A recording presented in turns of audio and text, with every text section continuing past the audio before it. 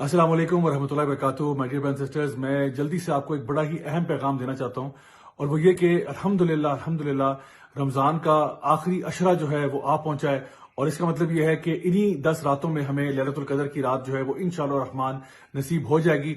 उसके लिए मैंने और आपने क्या करना है, आइए मैं आपको 10 पॉइंट्स के अंदर अंदर ये बात समझा देता हूँ कि हमें इस अशरे में क्या करना चाहिए। सबसे पहली बात तो ये कि आप और आपके घर वाले अपने आप को मेंटली, फिजिकली, स्पिरिचुअली तैयार कर लें कि बस इन 10 रातों में हमने खूब मेहनत करनी है। जैसे कि नबी करीम सल्लल्लाहु अलैहि वसल्लम अपनी जो वेस्ट बेल्ट है उसको टाइट कर लेते थे इस आखिरी अशरे के अंदर, और खुद भी जागते थे, अपने घर वालों को भी जगाते थे और रातों को दिन जैसा बना देते थे। यानी पूरी पूरी रात जो है वो अल्लाह ताला की इबादत होती, अल्लाह को याद किया जाता, दुआएं की जाती।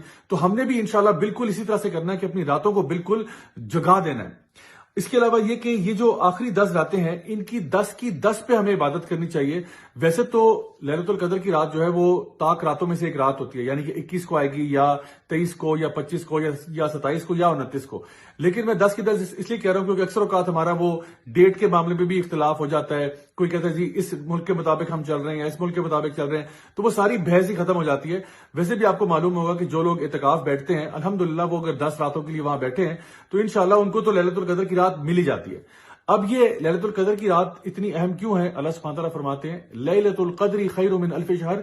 ये ऐसी रात है जो 1000 महीने से बेहतर है, यानी 1000 महीने के बराबर नहीं है, 1000 महीने से बेहतर है, यानी तकरीबन 83 ईयर्स की वर्शिप से ज्यादा बेहतर है। तो इस रात में जो भी आप इबादत का काम करेंगे, चाहे वो जिक्र हो, तिलावत हो, सदका खैरात हो, कुछ भी हो, आपके लिए वो ऐसे लिखा जाएगा जैसे आपने एक पूरी जिंदगी 83 ईयर्स से जायद का अरसा उसी इबादत को करने में गुजार दिया।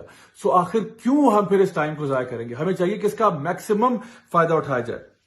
अच्छा, अब ये बात कि कुछ ऐसे काम जो कि हम कर सकते हैं कि हमें पूरी रात की इबादत का अजर मिल जाए। उसके लिए एक हदीस नबी करीम सल्लल्लाहु अलैहि वसल्लम की, जहां पे आपने फरमाया कि जो शख्स भी इशा की नमाज जमात के साथ पढ़ता है उसके लिए आधी रात की इबादत लिखी जाती है। फिर एक और हदीस में फरमाया कि जब वो फजर की नमाज जमात के साथ पढ़ता है तो उसके लिए बाकी की रात जो है वो भी इबादत में लिखी जाती है। तो सिर्फ अगर आप इशा और फजर जमात के साथ पढ़ लें, अल्हम्दुलिल्लाह आपको पूरी रात की इबादत का अजर मिल जाएगा।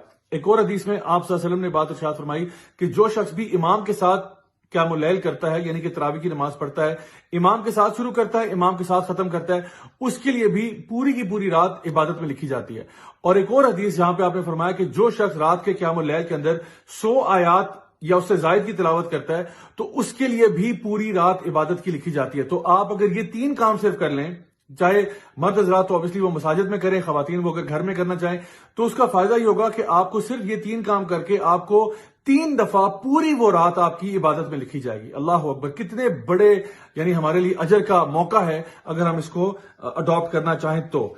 फिर एक और चीज ये कि जितना आप सदका कर सकते हैं आप वो करें। कोशिश करें कि जिस तरह थोड़ा थोड़ा भी अगर रोज का आप निकालना चाहें आप निकाल सकते हैं। तो किसी दिन का भी अगर इंशाअल्लाह रहमान उसमें लैलतुल क़द्र की रात हुई तो वो आपके लिए बहुत बड़े अजर का बायस होगी। वैसे भी नबी करीम सल्लल्लाहु अलैहि वसल्लम जो है वो एक तेज हवा के झोंके की तरह इन आखिरी अशरे के अंदर अल्लाह की राह में खूब सदका खैरात करते। उसके अलावा कुरान मजीद को पढ़ना, या फिर इसके साथ साथ आप कोई लेक्चर्स भी अटेंड कर सकते हैं जहां पे कुरान और हदीस की तालीम दी जा रही हो, तो उनको पढ़ना, सीखना, समझना। इसके अलावा एक और चीज जो आप कर सकते हैं वो ये कि बुक्स का पढ़ना, चाहे वो तफसीर की बुक्स हो या हदीस की बुक्स हो या कोई भी ऐसी बुक्स जो कि आपको आपके ईमान में इजाफा करती हैं, और फिर इसी नॉलेज को दूसरों तक पहुंचाना, किसी ना किसी फॉर्म ऑफ दावा के अंदर एंगेज करना, लोगों तक इस खैर की बात को पहुंचाना, ये भी एक बहुत ही जबरदस्त नए काम है जो आप कर सकते हैं।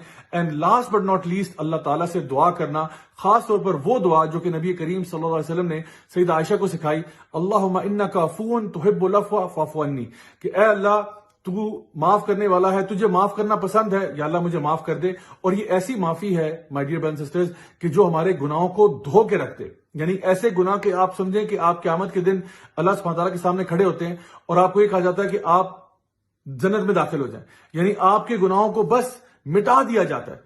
कि हम सब यही नहीं चाहते कि अल्लाह ताला हमारे गुनाहों का तज़किरा भी ना करे, बस हमें बगैर हिसाब के जन्नत में भेज दे। तो इंशाल्लाह ये दुआ जो है ये कसरत से मांगे, अल्लाहुम्मा इन्नका अफ़ून तुहिब्बुल अफ़्व फ़अफ़ु अन्नी।